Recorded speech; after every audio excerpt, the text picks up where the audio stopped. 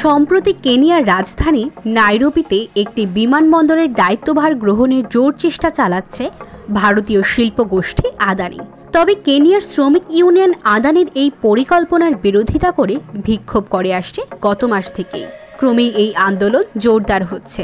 ভারতের বিরোধী দলের কংগ্রেসের আশঙ্কা, কেনিয়ায় এই আদানি বিরোধী বিক্ষোভ ক্রমে ভারত বিরোধিতায় রূপ নিতে পারে।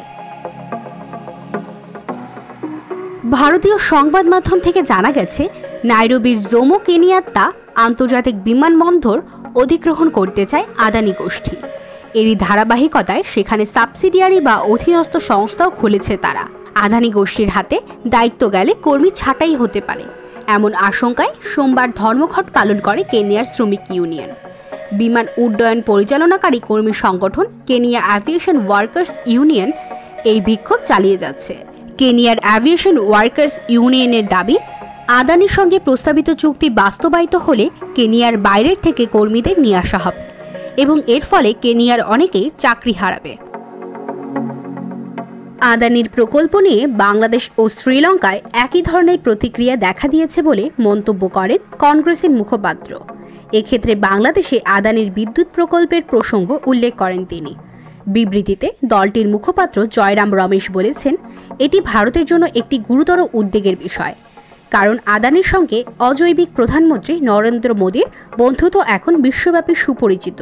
তাই এই প্রতিবাদ সহজেই ভারত এবং ভারত সরকারের বিরুদ্ধে ক্ষোভে রূপান্তরিত হতে পারে। বাংলাদেশ প্রসঙ্গ টেনে বিবৃতিতে আরও বলা হয়, শ্রীলঙ্কা ও বাংলাদেশ আদানি প্রকল্পগুলো নিয়ে একই ধরনের বিতর্ক আমাদের জাতীয় স্বার্থকে ক্ষুণ্ণ করেছে এবং ভারতের জন্য নেতিবাচক ফলাফল বয়ে এনেছে।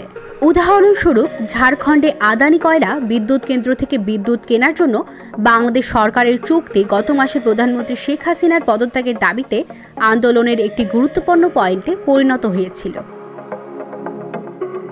দক্ষিণ এশিয়ার ভূ রাজনীতিতে বেশ চ্যালেঞ্জের মুখে রয়েছে ভারত। একদিকে প্রতিবেশী বাংলাদেশে নিজেদের অনুগত মিত্র শেখ হাসিনা ক্ষমতাচ্যুত হয়েছে, মালদ্বীপে রয়েছে চীনের প্রভাবিত সরকার।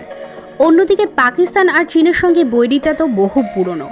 এবার ভারত নতুন করে প্রতিকূল পরিস্থিতির মুখোমুখি হচ্ছে আফ্রিকা অঞ্চলে।